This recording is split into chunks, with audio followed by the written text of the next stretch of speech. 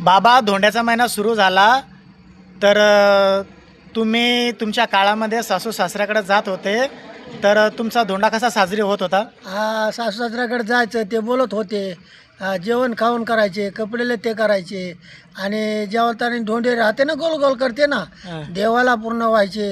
आणि आपल्याला त्याच्यात सोनं घालून जेवायला वाढत होते. आणि असं हे करत होते.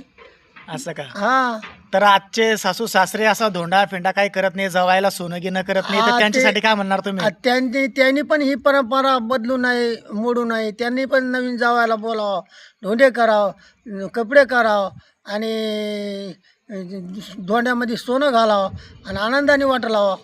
बरं. तर ही परंपरा जपली पाहिजेत.